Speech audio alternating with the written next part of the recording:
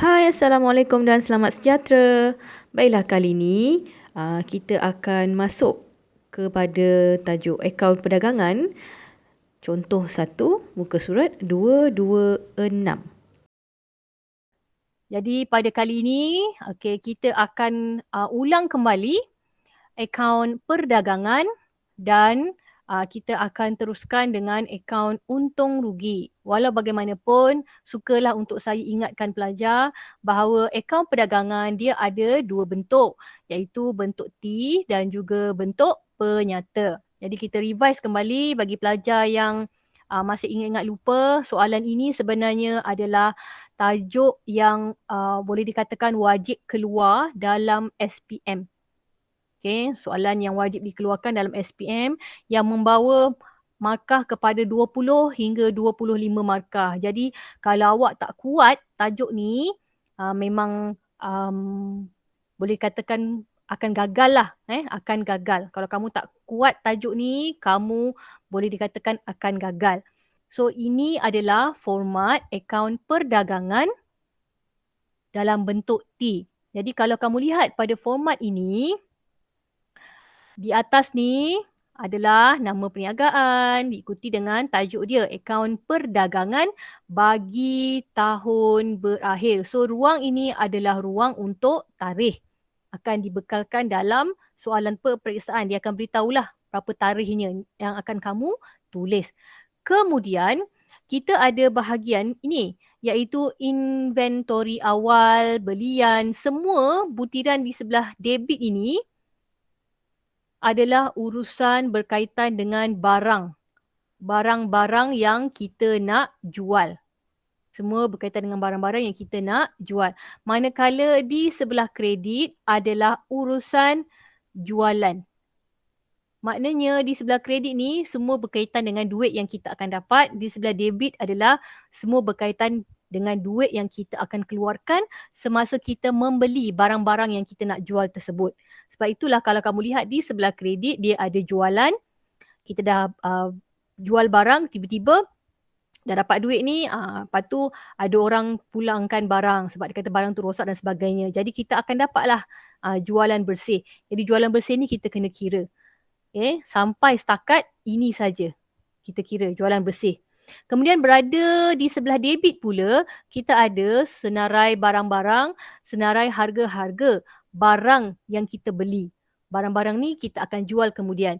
Jadi, apakah barang-barangnya? Okey, contoh inventory awal ni, baki yang ada di dalam kita punya store ataupun baki yang ada dalam kita punya kedai dekat rak tu.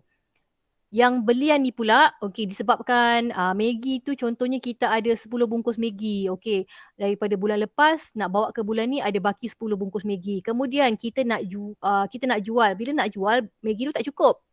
So kita akan buat pembelian yang baru untuk kita masukkan di rak kita. Jadi kita buatlah pembelian yang baru. Kita beli lagi 100 bungkus Maggi contohnya. Lepas tu antara 100 bungkus Maggi tu mungkin ada yang tersalah beri kepada kita. Kita tak nak jenama ni tapi dia bagi pula kita jenama mami contohnya. So kita pulangkan balik. Bila kita pulangkan balik dapatlah belian bersih. So nilai belian bersih ni adalah nilai terkini lah selepas kita tolak balik dengan pulangan belian. So kalau soalan tanya berapa belian bersih sama dengan belian tolak pulangan belian. Berapakah jualan bersih? Jualan bersih adalah jualan tolak pulangan jualan. Okey, dalam masa kita membeli barang-barang tersebut, okey, kita kena bayar cas. Cas apa? Ada 4 cas di sini. Okey, sama ada cas transport lah. Okey, cas angkutan masuk. Maknanya kita beli barang tu, okey, lori tu hantar ke kedai kita, dia suruh kita bayar duit transport tu. Okey, kita bayar. Kemudian upah dia, okey, kita bayar upah. Kemudian duty import ataupun nama lain dia adalah cukai lah. Okey, cukai ke atas barang yang kita beli. Itu namanya duty import lah, cukai import ataupun cukai atas belian. Diikuti dengan insurans atas belian. So, kalau kamu nampak apa yang dia tambahkan ni, semua ini adalah nilai kos-kos ataupun nilai belanja yang kita perlu bayar semasa kita beli barang-barang ni. Tapi tak semua cas ni akan dikenakan kepada orang yang membeli. Okey, mungkin langsung tak ada. Mungkin hanya perlu bayar insurans saja ataupun mungkin hanya perlu bayar angkutan masuk saja. Jadi tak semestinya empat-empat ni ada. Jadi lepas kita totalkan semua lah, lepas kita totalkan semua belian bersih dengan empat-empat angkutan masuk, upah atas belian, duty import dengan insurans atas belian, kita akan dapatlah satu nilai yang baru. Okay, nilai ini adalah kos belian lah. Okay, kos ke atas barang-barang yang kita beli. So ini nama dia kos belian. Okay, seterusnya kalau kamu lihat di dalam insurans atas belian ni, dia insurans sebenarnya dia ada dua jenis tau. Satu, insurans saja. Kalau insurans saja, maksudnya insurans ke atas kedai. Kalau insurans atas belian, maksudnya insurans ke atas barang. Kalau dalam tajuk akaun perdagangan ni, kalau kita lihat semua yang berada dekat sebelah debit ni semuanya adalah nilai yang kita perlu bayar ke atas barang-barang yang kita beli untuk kita jual. Jadi insurans atas belian adalah insurans ke atas barangan. Sebab itu dia letak sebaris dengan belian bersih ataupun belian. Dia masuk dekat geng ni. Manakala insurans saja dia akan letak dekat akaun lagi satu, iaitu akaun untung rugi. Sekarang ni kita buat akaun perdagangan. Okay, kita bukan buat akaun untung rugi. Jadi akaun perdagangan ni semua nilai-nilai ke atas barang. Barang yang kita jual dengan barang yang kita beli. Lepas kita kira nilai kos-kos yang kita keluarkan ke atas barang-barang tersebut, kita akan tambah semula dengan inventory awal dan kita dapatlah nilai keseluruhan kos barang yang kita nak jual. Jadi semua nilai barangan yang kita nak jual ni, kita akan letakkan ni inventory akhir pula. Kita nak tengok berapa betul-betul barang yang kita dah jual. Sebab tu kita tolak. Okay, sebab kadang-kadang orang tu dia jual barang tapi bila dia kira inventory akhir dia tak sama dengan nilai yang dia dah jual. Sebab apa? Mungkin berlaku kecurian. Bila berlaku kecurian, barang tu tak ada dalam kita punya senarai. Okay, barang tu tak dalam kita punya senarai. Bila tak dalam kita punya senarai, kita perlu buat apa? Kita perlu tengok berdasarkan inventory akhir saja. Kita tak boleh ambil daripada nilai yang ni. Kita tak boleh ambil terus dari berapa yang kita jual dekat dalam mesin cashier tu. Kita kena lihat daripada inventory akhir. Sebab tu kita kena tolak inventory akhir. Jadi inilah kos jualan, iaitu nilai ke atas barang-barang yang telah tiada di dalam kedai kita. Maknanya benda ni mungkin kita dah siap tolak lah, dah siap jual. Itulah maksud dia. Jadi bila kita dah ada kos jualan, kita dah ada jualan bersih ataupun kadang-kadang mungkin tak ada pulangan. So dia ada jualan saja. So apa yang ada dekat sebelah debit, apa yang ada dekat sebelah kredit, kita akan buat apa? Kita akan buat penolakan. Kenapa nak tolak? Kita nak lihat perbezaan dia.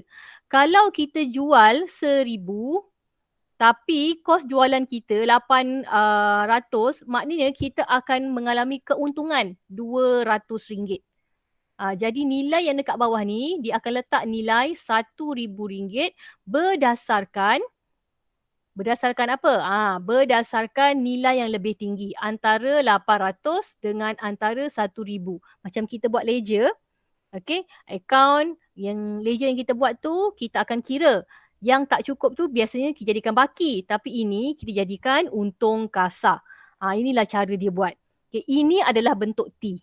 Okay, ini adalah bentuk T. Manakala kalau format penyata, benda yang sama, cuma yang di sebelah kredit tadi, dia akan letak dekat sebelah atas. Okay. Yang berada dekat sebelah debit ni, dia letak semua. Ni yang warna oranye ni semua adalah yang di sebelah debit. Katalah ni, jualan bersih dia ni tadi 1,000. Kemudian dia punya kos jualan tadi ni 800. Jadi dia tolak. 1,000 tolak 800, dia akan dapat positif 200. Kalau positif, nama dia untung kasar RM200. Kalau dia buat negatif, okay, katalah dia kira tadi negatif. Contoh di sinilah, katalah dia kira ni 500. Kat bawah ni 800. Dia tolak 800. Jadi dia akan dapat negatif 300. Kalau dia dapat negatif 300, kamu letak kurungan. Okay, maknanya rugilah. So jawapan dia rugi kasar. Jangan letak tolak. Jangan letak tolak. Kalau tak tolak tu salah. Okay, mesti dalam bentuk kurungan. Saya harap pelajar yang salah jawab tu, yang dah hantar jawapan pada saya, minta perbetulkanlah. Ini adalah format bentuk penyata. Semua ni ada di dalam buku teks kamu. Okey, ada di dalam buku teks. Jadi, ini adalah contoh satu yang ada di dalam buku teks pada muka surat 226. Okey, sekarang ni semua buka muka surat 226. Semua buka muka surat 226. Kita lihat. Soalan di sini, dia minta kita sediakan akaun perdagangan dalam bentuk T dan bentuk format penyata. Soalan ni saya tak pernah suruh kamu buat. Tapi kali ni kita akan buat bersama-sama sebab ada yang tak hantar lagi tugasan dekat saya. Okay, so kali ni soalan ni kita akan buat bersama-sama. Okay, semua lihat muka surat 226. Okey, semua lihat muka surat 226, bersedia dengan kamu punya test pad ataupun buku latihan. Okey, kamu tulis dulu tajuk dia akaun perdagangan. Okey, nama kedai dia adalah Perniagaan Hakim Berjaya. Tajuk dia kita tulis bersama-sama. Okey, tajuk dia akaun perdagangan bagi tahun berakhir. 31 Mac 2016. Macam mana saya tahu 31 Mac ni? Soalan ni dah sebut 31 Mac. Kita follow saja 31 Mac. Jadi, benda yang kita kena buat adalah kita labelkan dulu dia punya RM. Sini, RM di sebelah kredit. Kita buat bentuk T dulu. Okey, kita labelkan RM. Yang pertama, di sebelah debit. So, kalau kita lihat kembali, di sebelah debit, kita ada inventory awal. Jadi, kita tulis dulu inventory awal. Inventory awal. Kita tulis inventory awal. Okey, di sini inventory awal adalah 1600. So, kita tulislah 1600. Okey, orang yang ambil akaun, dia kena tahulah akaun tak sama macam matematik. So, pastikan kamu susun angka 10,100,000 tu. Okey, pastikan ada jarak baru ada ribu. Okey, susun nombor dia ikut urutan lah. So, kamu lihat seterusnya, kita ada diikuti dengan belian dekat sini. Kita ada belian. Jadi, kita pun masukkanlah belian. Okey, belian ada di mana? Di sini. Belian. Okey, belian kita adalah 18,000. So, kita tulis belian. Okey, 18,000. Diikuti dengan pulangan belian. Kalau kamu lihat balik buku kamu, okey, kita ada pulangan belian di sebelah sini. Okey, so kita masukkanlah pulangan belian. Dalam soalan, ada pulangan belian. Kalau dalam soalan tiada pulangan belian, kita boleh skip. Okay. Sekarang ni dalam soalan ada pulangan belian. So make sure kamu tulis tolak ataupun dalam kurungan negatif. Pulangan belian. Adakah kamu semua bersama dengan saya? Laju sangat ke? Tak, cikgu. Okay, tolak 140. Nak tolak, pastikan dia dalam bentuk kurungan. Okay, Adam Yazid boleh ikut? Boleh. Okey, teruskan. Lepas kita buat penolakan, lepas kita buat operasi, kita mesti buat garisan. Make sure buat garisan. Okey, sekarang ni tekan kalkulator, berapa nilai yang kamu dapat? 18,000 tolak 140. Cikgu, 17,860. 17,860. Okay. Lepas belian tolak pulangan belian, kita akan tulis nama dia sebagai belian bersih. Okay.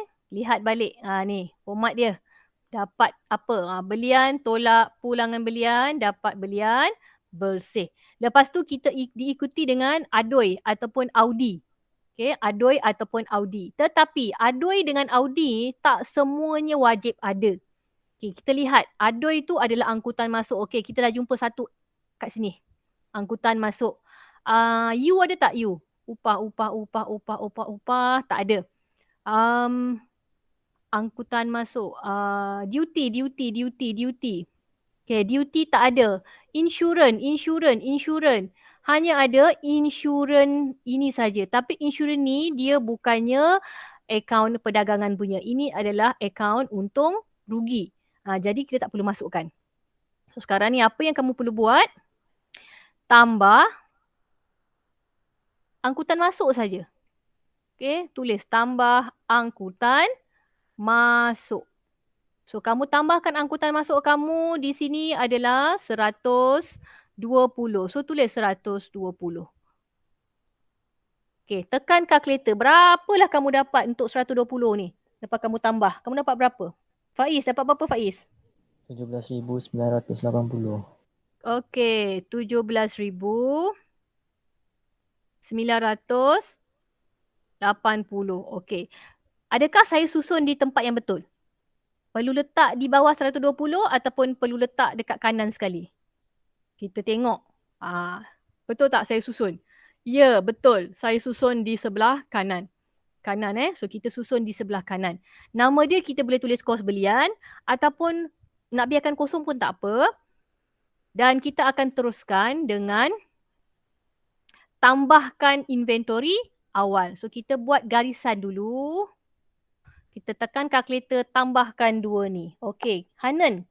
Okay, ada Hanan dalam ni. Hanan. Okey, berapa lepas tambahkan dengan nilai tersebut? 1,600 tambah 17980. Berapa angka yang kita dapat? Tambah berapa Ibu?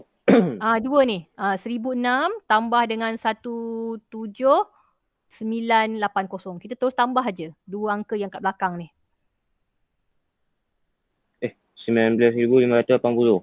19,580. So ini nama dia kos barang untuk dijual. Okey, perkataan ini wajib ditulis sebab ni semua markah. Selepas kamu dapat kos barang untuk dijual, tengok step dia, kita akan buat tolak inventory akhir. Inventory akhir dia tak akan berada di dalam soalan, tetapi inventory akhir dia akan berada di bawah soalan. Okay, di sini. Inventory akhir 2800. So kita buat kurungan sebab kita tahu kena tolak. Jadi kita buat kurungan tolak 2800. Okay, tolak kan 2800. Jadi lepas kita tolak, okay, siapa ada lagi kat dalam ni? Izani Umaira. Okey, cuba tekan kalkulator. Berapa kamu dapat lepas kamu tolakkan dengan inventory akhir? Adam ke kalau nak cuba? Atau kan Agis? Cikgu, 19,580 tolak 2,800 ke?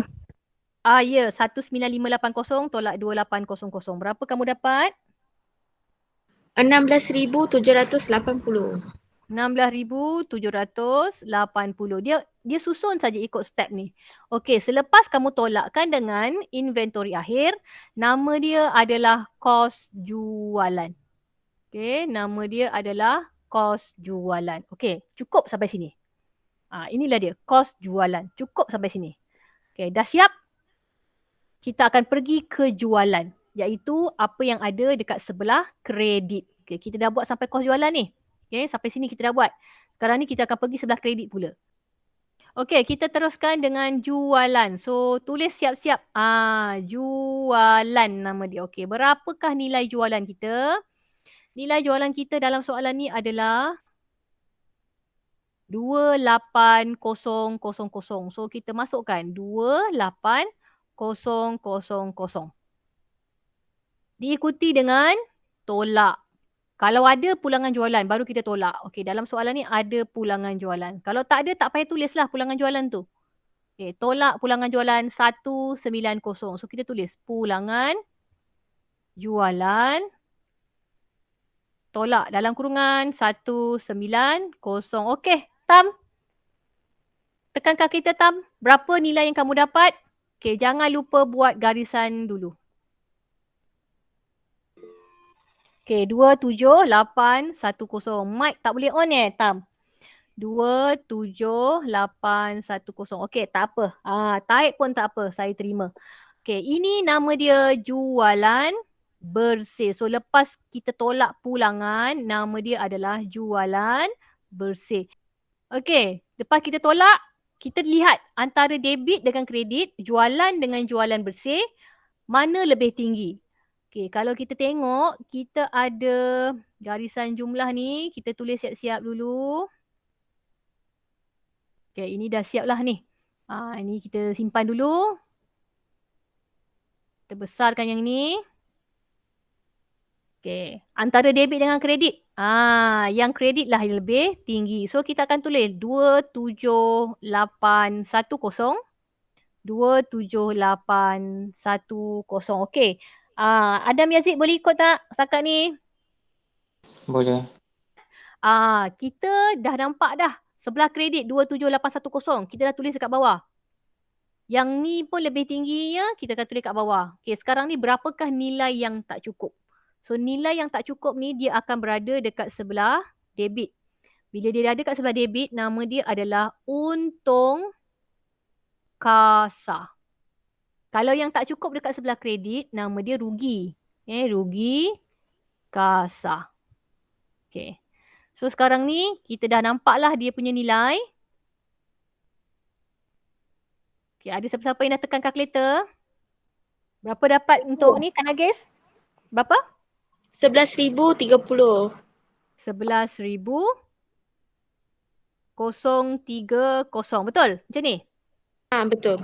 Okey, jadi siaplah jawapan untung kasa. So, ini jawapan untung kasa. Okey, akaun perdagangan bagi tahun berakhir 31 Mac 2016. Kalau dalam Malaysia, kita akan tulis baki HB.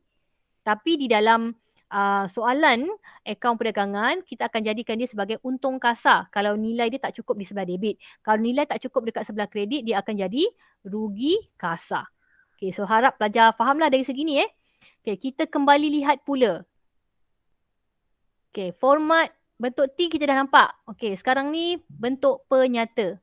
Format bentuk penyata masih lagi dalam soalan yang sama, tapi kita akan buat dalam bentuk penyata. Jadi kita akan ambil semua yang kredit, kita akan letak di sebelah atas. Okay, so apa yang ada dekat sebelah kredit ni, kita akan letak di sebelah atas. Kita tulis dulu nama kedai. Okay, tulis dulu nama kedai. Nama kedai adalah Perniagaan Hakim Berjaya. Kemudian tulis tajuk dia, akaun perdagangan bagi tahun berakhir 31 Mac 2016.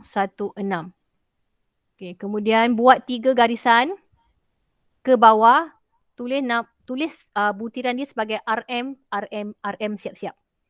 Okay, tulis terus butiran dia sebagai RM dan RM. Okay, saya tunggu kamu siapkan tajuk dia dan juga labelkan dia punya RM dan garisan.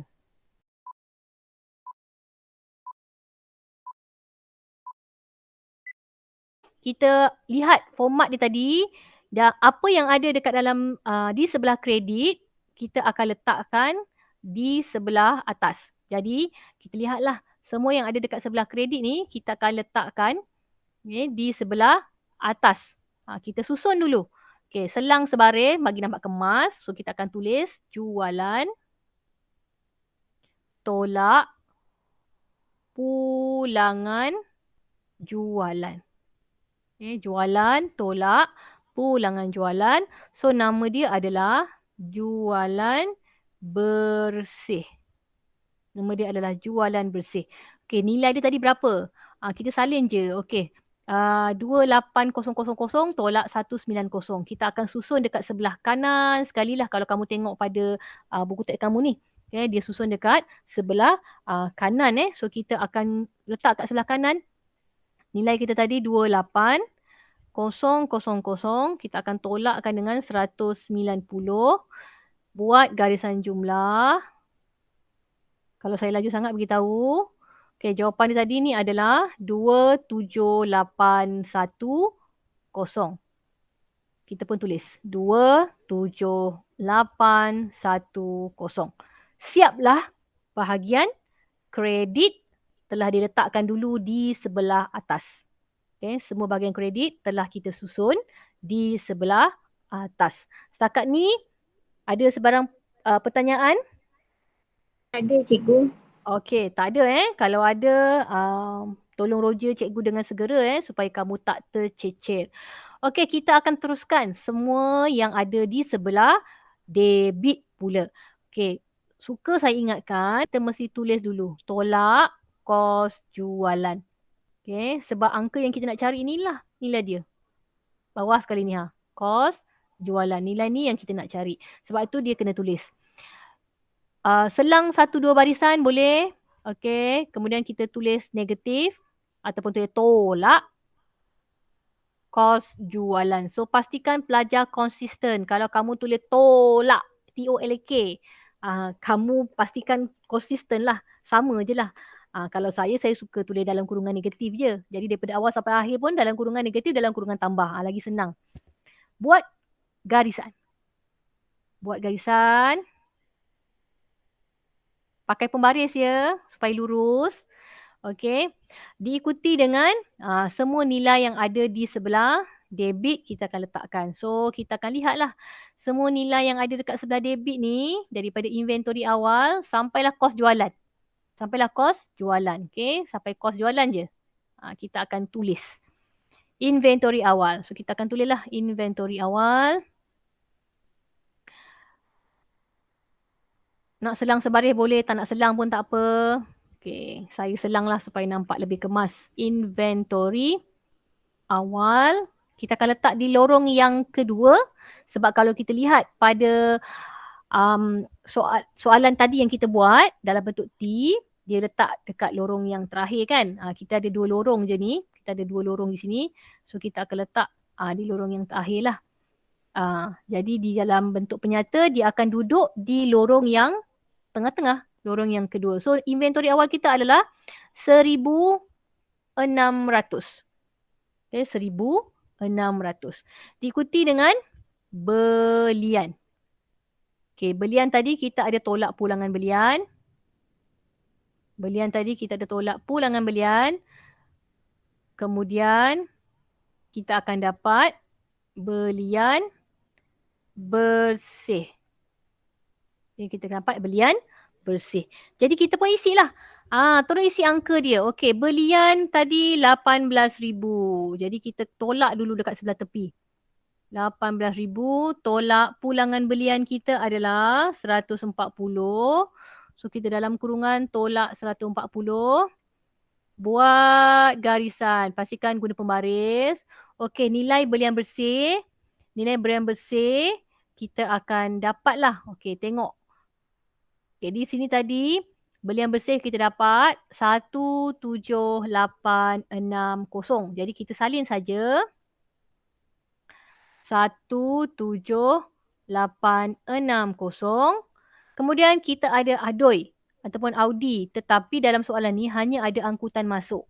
Okay, tak ada butiran lain. Jadi kita hanya tulis angkutan masuk. So lepas kamu tulis angkutan masuk ni, tulislah 120 dan kamu akan tambahkan. Okey, pastikan buat garisan untuk menambahkan dia. Garisan operasi perlu dibuat. Kita dapat berapa tadi ni? Sekarang ni dia dah tambahkan. Dia dapat 17980. 17980. Jadi dia letakkan di sebelah tengah-tengah ni 17980. Ini adalah nilai kos belian. Kita akan tambah kembali dengan inventory awal. So make sure buat garisan jumlah. Tambahkan kedua-dua ini. Laju ke? Kak Nagis boleh ikut Kak Nagis? Boleh cikgu. Izzati boleh? Boleh. Okey, lepas kita tambahkan kedua-dua ini. Tadi dah kira kan? Jawapannya adalah 19580.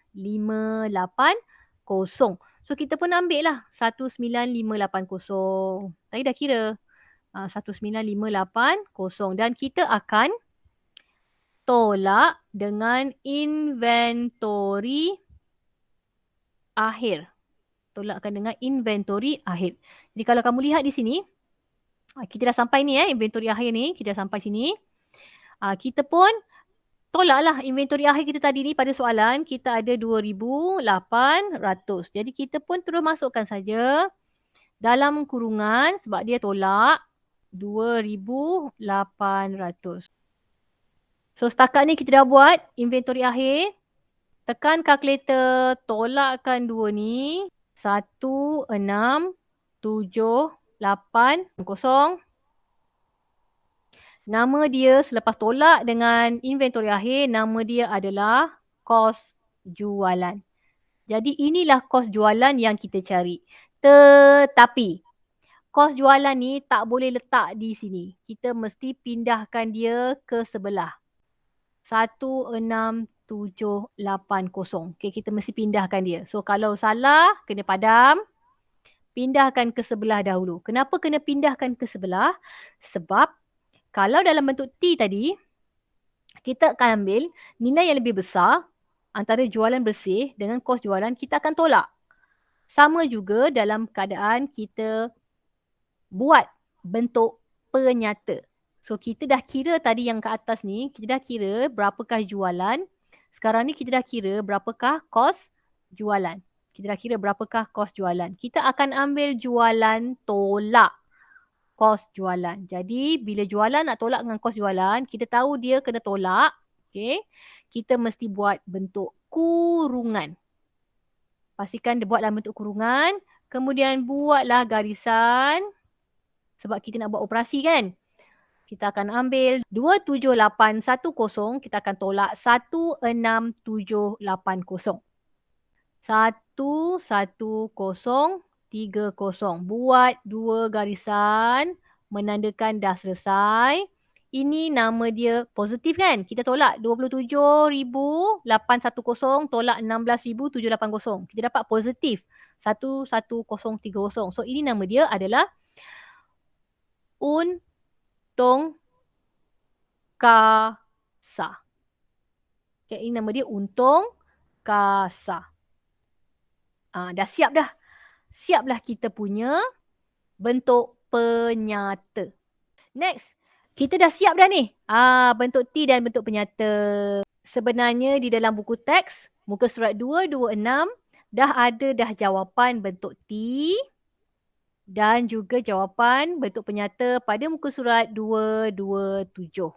Okey, dah ada dah kedua-dua ini. Di belakang ada latihan. Okay, kalau kamu lihat pada muka surat 248, cikgu ada pernah suruh kamu sediakan latihan pada muka surat 248 ni. Cikgu dah pernah bagi latihan ni. Okay, tetapi ada pelajar yang masih belum buat. Bagi pelajar yang masih belum buat, so cikgu nak minta kamu lihat pada muka surat 248, latihan nombor 3. Okay, di sini ada nama dia rugi bersih. Jawapan ni dah ada rugi bersih. Jawapan rugi bersih ini adalah sehingga akaun untung rugi. Okay, sekarang ni cikgu tak nak kamu sediakan akaun untung rugi dahulu. Cikgu nak kamu sediakan akaun perdagangan. Bagi pelajar yang dah selesaikan akaun perdagangan, bentuk T dan bentuk penyata, tahniah.